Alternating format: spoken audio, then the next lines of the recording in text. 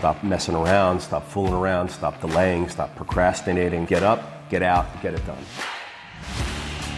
Everything is possible, nothing is a problem, and anything can be overcome. I just get my ass up out of bed, I get my shit together, and I get out and I start the fight. And that will transform you from a mere mortal into a superhuman being. I've never, ever, ever met anybody who told me that they got rich watching their IRA or their 401k.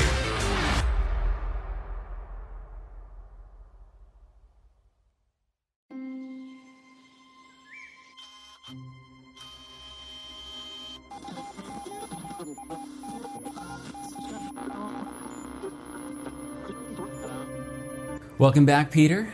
George. The most beautiful day of September so far, I feel like. Let's get into it. What do we got today? So we got this video from ESPN. Oh, man. Alcaraz with the tweener.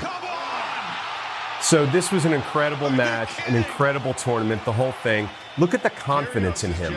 Look at the stare down. Look at the sheer strength and what he emits.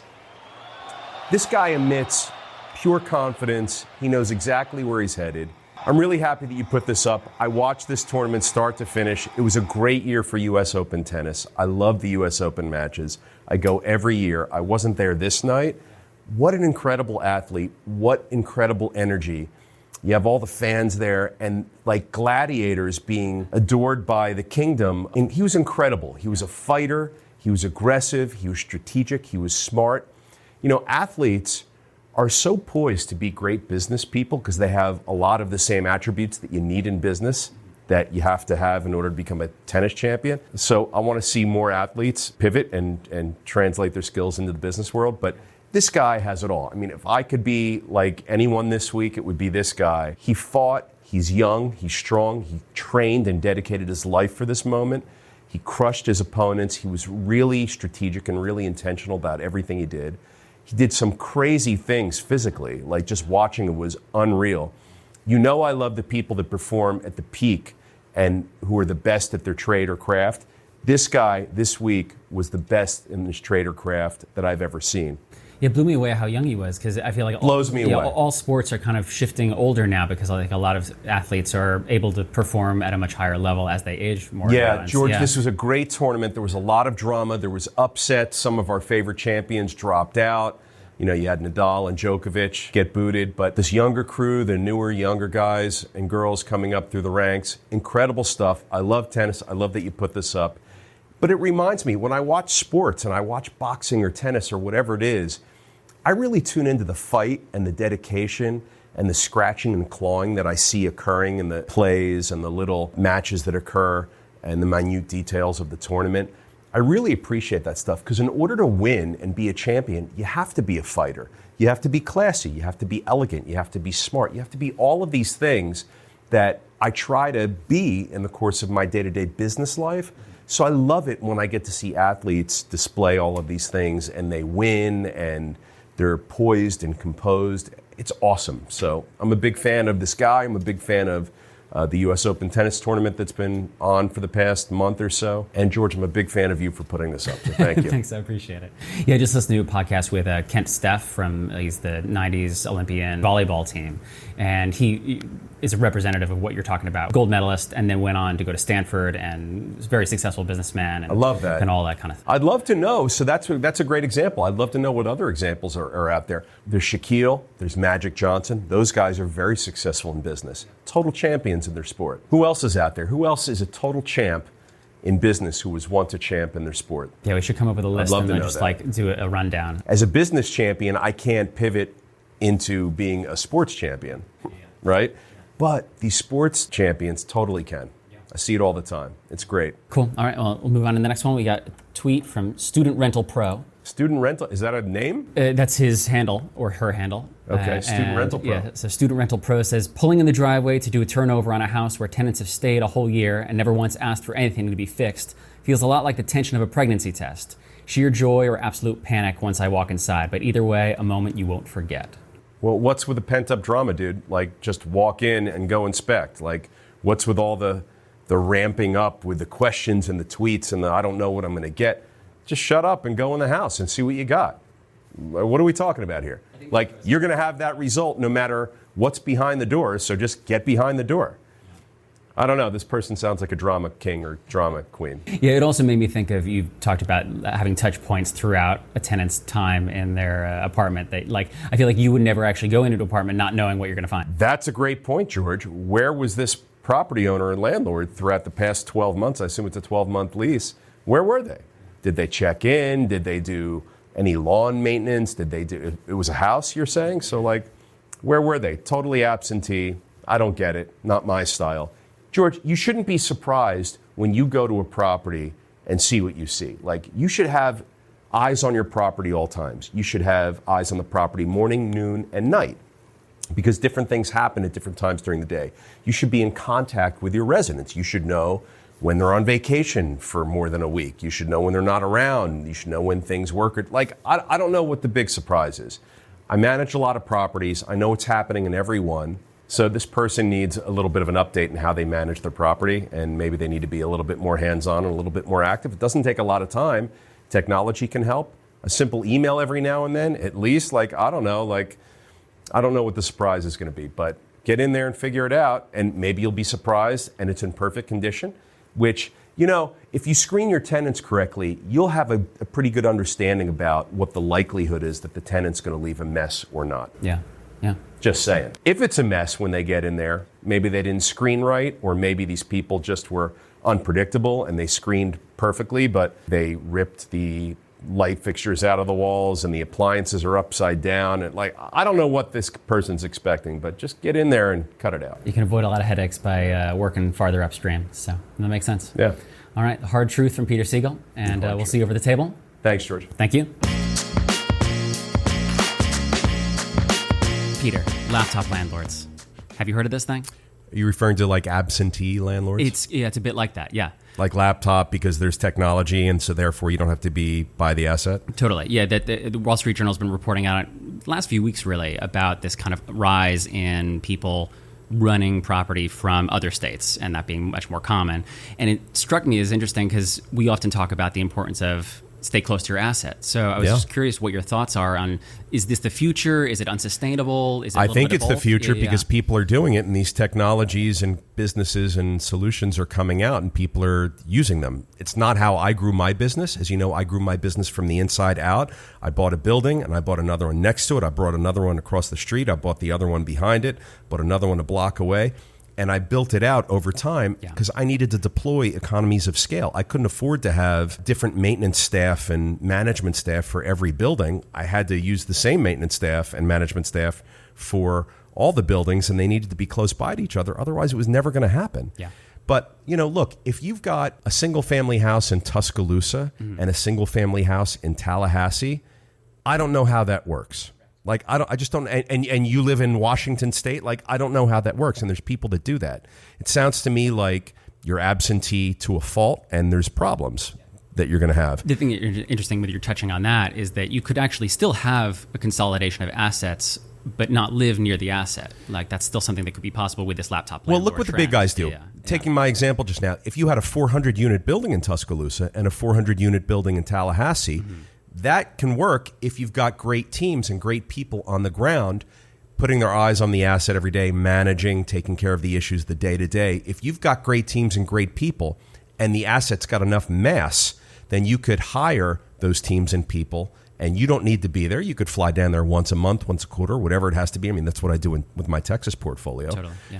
And you can make that work. That's what the big guys do, the institutional property owners, the hedge funds, the private equity funds. These guys own tens of thousands of apartment units all over the country, but they own single assets that have scale and mass that merit a payroll, that merit their own economic ecosystem. Yeah. But if you've got like a couple of condos in California that you Airbnb and a couple of houses in Florida that you VRBO and a couple of whatever in the Midwest, like, I don't know how that works because not one of those single properties by itself is enough of an economy to have its own staffing and its own maintenance. You have to sort of parcel it out and figure that out.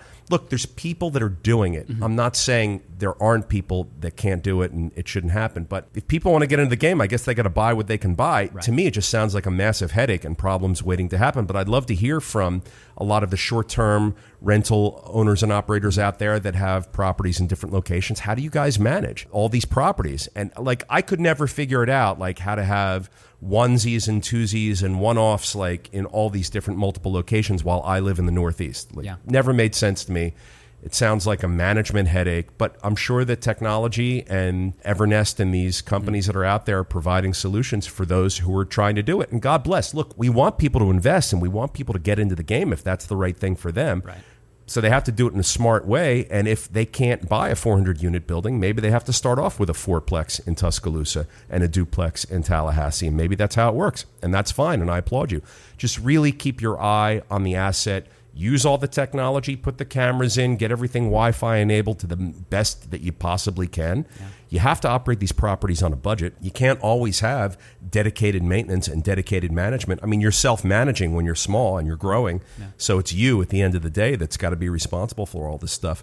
But George, for me and my properties that are located out of the area where my office is, I have great teams and great people on the ground. That's what the big guys do. That's what the institutional guys do. Look to them for examples on how to do it, and then take those examples and deploy it in your small and growing business. So, I always look to the guys that had 20 and 50 and 100,000 units and said, wow, how do they manage that? And I'd take really great gems from my relationship with them, and I'd deploy it into my smaller business. I think that's how you have to do it. Taking the laptop out of Landlord.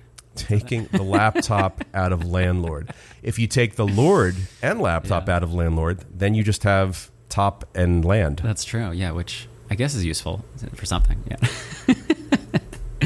We're hearing this all the time right now. Do you see a mortgage bust on the horizon? Well, so the mortgage industry tracks with the interest rates. So the more affordable mortgages are to get for the consumer, the more consumers are going to apply for mortgages and submit loan applications. Those loan applications dry up as interest rates spike and increase. We're in a rising rate environment. There's more spikes and increases coming. The oxygen is getting sucked out of the room every time the Fed raises the rates. Yeah. So there's fewer and fewer mortgage applications happening as a result of interest rate increases. Okay. So, that's a problem for people who are in the mortgage business. They're just going to have less volume. Yeah. Like mortgage people need high volume in order to have a good business. So as the air gets sucked out of the room and the volume decreases, these mortgage professionals are going to have a tougher time maintaining the levels of business and their take-home pay and their income that they were used to over the past, 8 years or so. So how does this affect multifamily? What steps do you take from a business standpoint to with multifamily, it's and all commercial property, not just multifamily, but in the commercial loan terms are typically 5, 7, and 10-year loan terms. Right. Yep. There's nothing longer than 10 years in a commercial loan. So as existing loans mature during this current period we're in right now, next year, probably the year after, when interest rates are going to be much higher than they've been, we have to replace the maturing debt with current debt at the then current pricing. Right. So we have to pay off the previous bank that we have with a new bank who's coming in willing to lend. Mm-hmm. We can only do that if we've got the economics and if the building underwrites and the building appraises. But the cost of borrowing goes up, so it sucks away our cash flow. And as the cash flow deteriorates, so does the marketplace for buying commercial properties, and cap rates begin to go up and prices begin to fall. And you've got all of this stuff now economically that you've got to manage if you're a multifamily owner or commercial property owner. So what's going to happen, George, is that these commercial property owners are going to have expiring debt. They're going to replace 3 and 4% debt with 5 and 6 and 7% debt. Watch, 6% and 7% commercial debt is coming. And when I have to take 6 or 7% commercial debt and replace it with my 3 or 4% money that I had, it's going to suck. It's going to hurt bad. So you have to have lots of cash reserves. You have to be in a position to handle it when it's coming. You know it's coming. Right. Build up cash reserves. Defer making capital expenditures that you don't need to make right now that aren't critical. conserve cash, because you're going to need cash. If you've got maturing debt in the next 24 months, you're going to need cash as padding to buy down the principal, to be able to qualify for 70 or 75 LTV when the bank wants to give you less than the amount of your current mortgage principal that you're paying off. Yeah. So all of this stuff is going to come into play. This is where people who don't have the experience get hurt. So we saw this in 2008. You needed to have reserves to get through the kicking of the can, the kick the can period. In 2008, we kicked the can, man. Right. Like, we missed a payment, we kicked the can, we put it on the back end, we had to negotiate with the banks, we were replacing cheaper debt with more expensive debt. All of that was happening. It's going to happen again now. The experienced operators know this. They're not going to have a problem. The people that just got into the business over the past, 3 to 6 years, and there's a lot of people that just got into the business over the past 3 to 6 years, if they don't have a big war chest sitting there of capital, or if they don't have access to additional capital quickly for their buildings, they're going to have a problem. Yeah, do you think this is a completely new playing field compared to 2008? Or do you think yeah, that's what I was wondering. No. Yeah. Markets go in cycles. Economics is cyclical. Economies are cyclical. And we knew that this was coming. The question was when and to what degree. Yeah. The answer is still the same. You better have a low loan to value. You better be able to cover your debt service coverage and meet your debt service coverage ratio. You better not be over levered, and you better have cash reserves. Yeah. Like, it's the same formula. It's the same bit of solutions. It's the same advice I give all the time. People ask me, like you did just now, Peter, what do I do? I've got debt that I've got to repay in 5 months. Like, what are interest rates going to be? I'm like, I don't know what interest rates are going to be in 5 months, but I promise you they're going to be a lot higher than what the mortgage was that you got 3 and 5 years ago and 7 years ago. Yeah. So be prepared for that. You have to have access to capital. And the newbies who got into the business over the past 3 to 7 years, whatever it is, they're going to have a tough time if they don't have access to capital. Speaking of being prepared, in New York City now, the new emission laws are coming into effect, and the deadlines for reducing emissions. It's a beauty, Local Law 97. Yeah, so it's really intense. Lift up the chin, take a knife, and go. Yeah, so I was curious for you, do you have any game plan in place for the future of this? Because you have a lot of vintage buildings, and that's what you work with. So listen, the game plan is the same for our last discussion about the pending rise in interest rates and replacing expensive debt with cheaper debt. The game plan is you need money. So that's the whole critique about Local Law 97 and these other laws that states are enacting, which are requiring that property owners reduce the emissions of their buildings. Look, we have an environmental issue that we have to deal with as a country, as a planet, right? Yeah. There's no doubt. Definitely. We have to address it. The issue is, how does it get paid for? Who pays for it? And what are the guidelines and rules and regulations regarding how it all gets rolled out? So what Local Law 97 does in New York is it forces property owners to fund the improvement and the compliance of Local Law 97 when they may not have the money to. And it's a problem. So if you're a small mom and pop owner, maybe you've got 1 building or 2 buildings, or maybe you've worked for your life and you have maybe 4 or 5 buildings. I mean, it's going to be several $100,000s each building. You have to change out your boilers, you have to change piping, you have to change electric. I mean, it's a lot of work that has to get done. Yeah. And look, it needs to get done. The question again, how do you pay for it? Who pays for it? Whose obligation and responsibility is. And, New York's a tough venue, George, because not only do the property owners in New York have to pay for compliance with Local Law 97, but there's extreme rent control. So you're capped on how much you can charge in a very high demand environment. You're capped, right? Your revenue is capped. Yeah.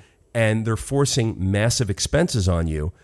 Look, we have to address this environmental issue. Our climate change, all this stuff is very real. I'm a big proponent of environmental issues, and I want to see them get addressed. Yeah. George, I'm not a big proponent of having private property owners or private business owners pay for something that benefits the entire state or the entire country. Perhaps as a society, we can consider legislation and programs where we're all taxed equally as citizens, private property owners, business owners, members of our community. That's how schools get funded, right? We all pay into the school tax, and we all pay into taxes in general as members of our society. We're all contributing to that. But when we single out one part that has to get paid for by one person or one group of people, I don't know. I think that merits a discussion. I see that a lot, especially in the business world with property and property owners. I see it with certain types of products and services get taxed differently than than other things. George, it's a slippery slope. I want to see less regulation imposed upon property owners and business owners, but I do want to see things like climate and emissions get addressed. That's the balancing act. That's why we need really talented and bright minds in government to debate these things and come up with the best solution, not just to say, oh, what did that state or town over there do? Let's just do that, right? Every town is unique. Every town is locally different than any other town that's nearby or far away, right? That's what makes real estate special. Yeah. It's very local all the time. Yeah. I think the laws and the finances and the legislation that impacts property ownership and business ownership has to be localized as well. We can't just duplicate and repeat and rubber stamp things. I don't know how property owners are going to pay for it in New York. I mean, you can't raise rents and you have to pay all this money in expenses. And then it's an inflationary environment as well. So while you can't raise rents and you have to convert your building from oil to gas or whatever, you also are faced with electricity's up 27%, gas is up 39%, labor's up 62%, lumber was up 400%, it's retreated back, like all these things, but your rents are tracking at like 2%, 1%, 3%, like it's completely insane. It's nothing short than a taking of property. Yeah. It's unconstitutional, in my opinion, and we need to think of a better way. Like if states and towns want to enact these laws, the states and towns should pay for it. But what they do is they enact the laws and they want private citizens and private owners and private business owners to pay for it. I even saw that like a lot of the property owners don't know what the penalties will be moving forward. If they they're draconian. They're saying it could be hundreds and hundreds of thousands of dollars for non-compliance. So if you don't have the money and you're a small mom and pop owner and you have a building that falls under the umbrella of Local Law 97, you've got rent control preventing you from making money. You've got inflation sucking even more money out. And now you've got to pay whatever that you can't afford to convert your building. And if you don't comply, you've got hundreds of thousands. They'll lien your building. They'll take your building. People are going to lose their buildings. They're going to lose their livelihoods. They're going to lose their buildings, all because of regulations that restrict supply, that restrict revenue. I mean, it's crazy. It's crazy. So I don't get it, George. And I wish everybody in New York luck. Reports are coming out of Atlanta that a downtown boom is coming, and those reports in Atlanta saying that starting with multifamily, that's something in downtown Atlanta that's kind of booming right now. Is that always the case in your experience? That so you're asking me multifamily is the leading indicator of a boom? No, it's not. It's not my experience. My experience is that first the restaurants and the entertainment and the culture comes. Then the residents and the residential develops after that. Yeah. And then after that, even more commercial. But look, Atlanta, obviously very cultural, obviously already very established with entertainment and education and culture. Those are the drivers of communities, entertainment, education, and culture. That's why people choose to live where they live, to be close to their jobs, to have proximity to entertainment and have proximity to education. Maybe they're going to school or they want to be near a university or whatever the case may be. That's what drives communities and growth and development. And Atlanta has seen a lot of it, but if they're going to see more of it, multifamily is coming in second or third inning. I think the earlier innings were the development of the infrastructure relating to culture, entertainment, and infrastructure for restaurants and great theater. I mean, that's why New York is so popular and California is so popular to live in. These are areas that are very heavily invested in culture and arts and entertainment. That stuff comes first. And you said before that's one of the things that you look for when you're choosing a market. It is. It is. I'd be hard pressed to invest in an area that's devoid of culture and arts and entertainment. I mean, that's the lifeblood of society. Yeah. You can't just live in the space station above Mars and expect people are going to No, that makes sense. Bring it to you. Last week you mentioned rent now, buy later, this concept of renting to own. Well, I mentioned that the way we consume housing is changing, so rent now, buy later, or renting to own is part of that. Yeah, so I was wondering, what are your thoughts on that? I'm not familiar with it really, and so I was curious, of renting to own? Yeah. Well, that's one of the components of the shift that's happening. George, I've said it before, the way that we consume housing is changing. It's morphing into something new that we've never seen before. And it impacts the housing construction industry. It impacts regulations. We talk a lot about regulations. It impacts the finances, the way people are able to pay for housing. Yeah. We saw that Bank of America just this week decided to make it much easier for people to buy housing by lowering the requirement for the down payment. Mm-hmm. So whenever you free up cash and make it easier for someone to buy and increase their purchasing power, and that can happen either with lowering interest rates or lowering the down payment requirement, you're going to fuel markets and you're going to fuel consumer behavior. So right now as housing consumers, the old way of doing things was either buy or rent, but now you've got tiny communities, you've got rent-to-own communities, you've got build-to-rent communities. The developers call them BTR, build-to-rent. So the developers are going to BTR for the consumer who's going to rent-to-own, right? And all of this stuff is happening now right in front of our eyes. So the way that we purchase, rent, or consume housing, it's going to continue to change for the foreseeable future. As long as we have a housing shortage in our country, which we do, and demand exceeds supply, which it does, we have to find new and inventive ways for our population to get housed. And it's going to take all sorts of creative thinking. I mean, we've talked about how employers across our country are now in the housing business. Google, Facebook, all the big companies are getting involved, providing housing as part of the compensation package. They're making investments in housing. We saw this week, George, another announcement from a private real estate investor, Sam Zell. He's building 1,000 units in Texas, multifamily units. Why? Because the jobs are there. The need, the demand is in Texas right now because there's a lot of jobs in Texas and coming to Texas. They need more housing supply. They're building down there. We need to see more of that. And until we get to a point where supply and demand are more balanced, we have to have new and creative ways of consuming housing. Rent to own is going to be a big one. People don't have the money, man. Right. Incomes aren't tracking with the increases of the cost of housing. Mm-hmm. And we need to have higher incomes. We need to have more housing supply. All of it's part of the recipe. But rent to own is going to be a big one. The housing technology sector is going to be a big one. We have to find ways to build housing cheaper and more economically. So we're talking about prefab, 3D printing, off-site construction of prefab panels that get assembled on-site. We need the local cities and towns to adapt and be able to inspect and give permits and sign off on all of that stuff. I mean, it's an all-hands-on-deck effort. Yeah.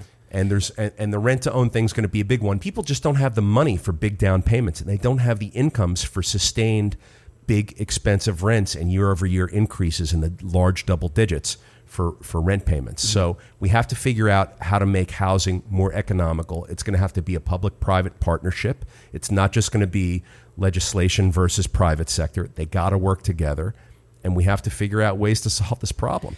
Look, government can't do it by itself. It needs the private sector to build housing. Government's not in the business of building housing. Every time they do it, they suck at it. And when they do it like on a really small scale, and then they point it and they go, oh, yeah, see what we did? Yeah. And it's like 20 units or like 5 units. It's like, yeah, but we need like 9 million units. Right. Yeah, I was wondering, does the changing behavior of consumers change your landscape in terms of investing and in terms of business? I think about it all the time. Yeah. I don't know what those changes are for me yet because I'm not buying right now because prices are too high. Totally. In multifamily, I'm pivoting into other areas. We've talked about that before, and people can listen to the previous episodes to hear about that. Yeah. But it's something that you have to be aware of. Mm-hmm.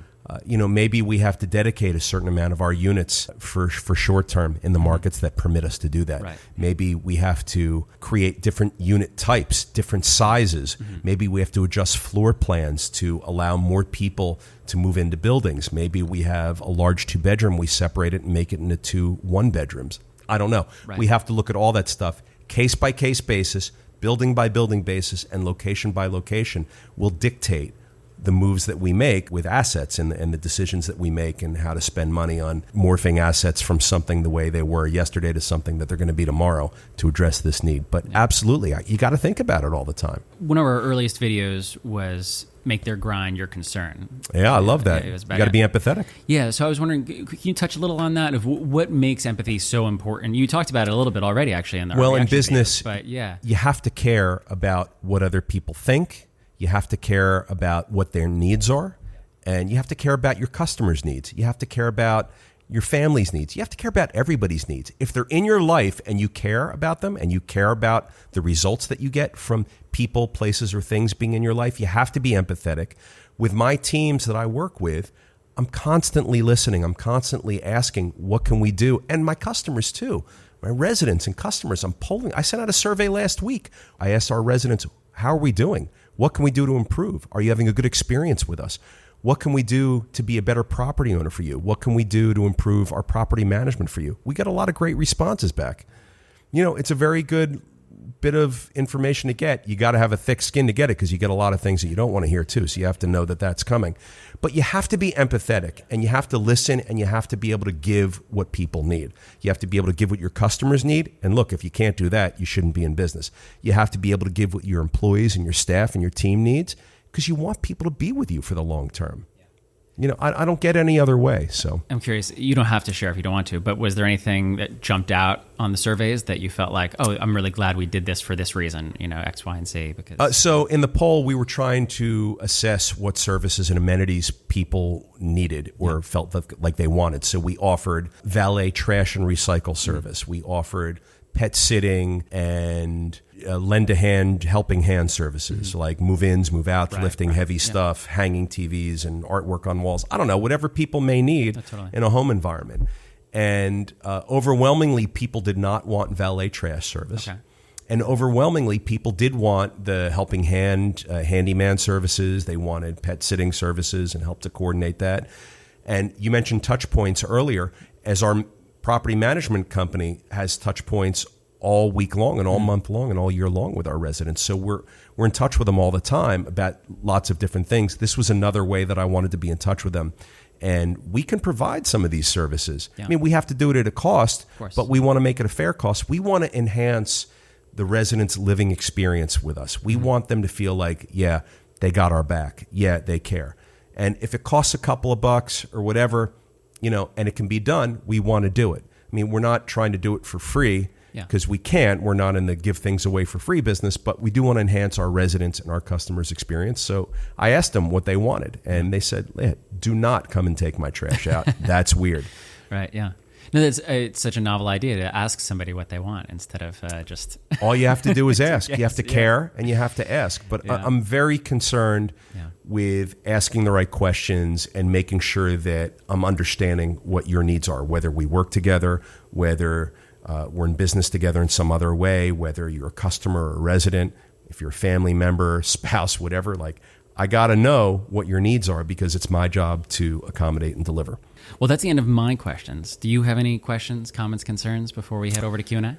I don't. I think you've touched on a lot today. Wonderful. Yeah, as always. Good. Yeah, thank you so much. Thanks for the chat. Yeah, this is great. So Thanks, George. I'll see you over there.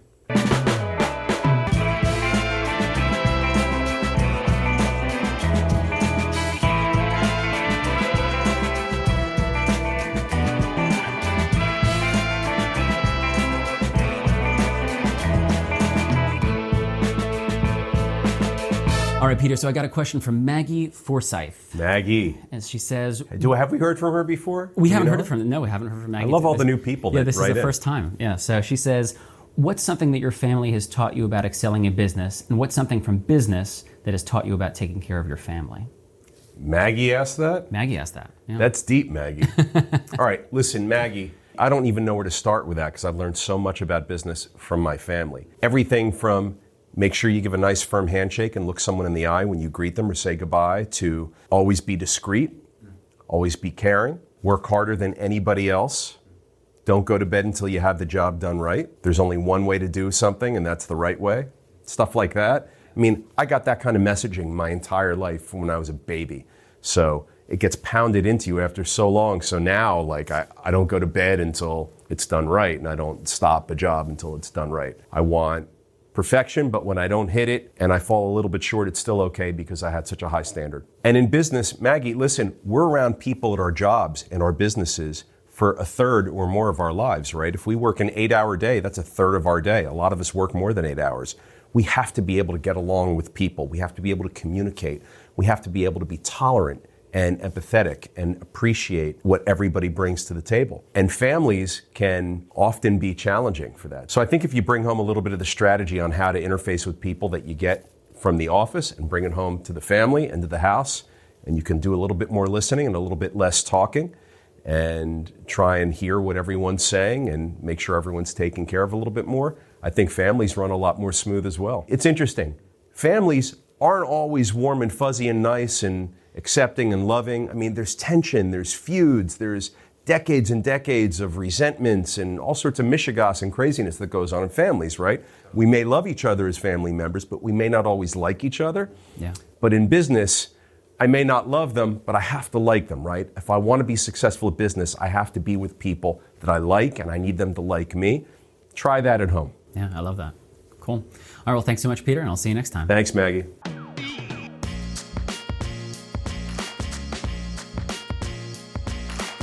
If you like what you just heard, you can subscribe to The Daily Cash Flow on iTunes or wherever you listen to podcasts. And we'd love it if you left us a review. You can follow us on Twitter and Facebook at SiegelCap and on Instagram at Siegel.cap. As always, if you're an accredited investor, go to SiegelCapital.com and take our survey to see if you qualify to take part in one of our apartment building deals. That's SIEGEL Capital.com.